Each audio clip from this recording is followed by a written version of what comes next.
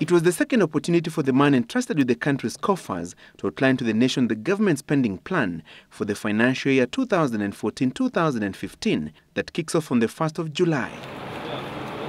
A budget that many Kenyans waited for with bated breath, with all eyes and ears on the specific measures that the government would put in place to cushion Kenyans from the pinch of the rising cost of living.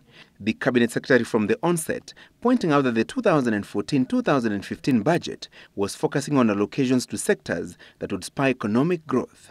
This is therefore a budget for the people. It's a budget that responds to the concerns of Kenyans: the high cost of living, insecurity, unemployment and poverty. In the 1.8 trillion shillings budget, the national government has set aside 1.58 trillion shillings to finance its development and recurrent expenditure. County governments will get 226 billion shillings to share equitably among themselves using the formula crafted by the Commission on Revenue Allocation. Security has been a major challenge for the government, with a wave of terror attacks putting doubts on Kenya as a tourism and investment destination. The government has allocated 66.2 billion shillings to policing services for homeland security operations, 71 billion shillings to the defense forces to guard Kenya's territorial integrity, and 17.4 billion shillings to the National Spy Agency NIS. Without security, the economy will not grow, and our objectives of creating jobs for everyone will remain elusive. Therefore, through this budget, we have continued to prioritize the strengthening of our security system.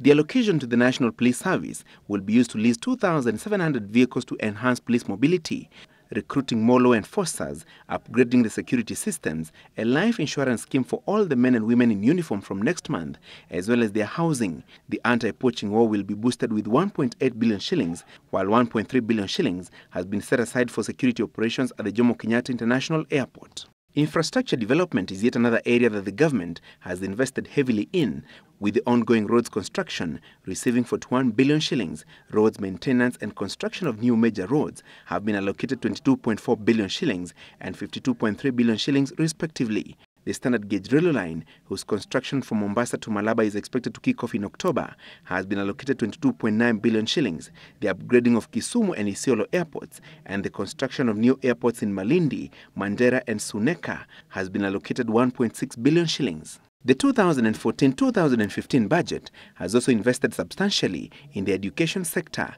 The laptops program, whose implementation has been dogged with controversy, has been allocated 17.4 billion shillings. It is one of the government's flagship projects. The free primary education and the free secondary education have also had their budgets increased by 33%. We recognize that as enrollment increases each year, supportive facilities and resources, including teachers, will also need to be increased proportionately. Food security projects were also prioritized in the budget as part of measures to cushion the common mwananchi against the rising cost of living. 9.5 billion shillings has been set aside for irrigation projects, from which 3 billion shillings will go towards the procurement of subsidized fertilizer. The construction of dams and water pans in arid and semi-arid areas has been allocated 8.2 billion shillings. 700 million shillings has been set aside for the revival of the cash-strapped Kenya Meat Commission. Despite the devolution of health services, the national government has set aside funds for specific interventions, including maternal health care, which has been allocated 4 billion shillings. On youth empowerment, 8.1 billion shillings has been allocated for recruitment and training of over 21,000 youth by the National Youth Service. Francis Gachuri, Citizen Live at 9.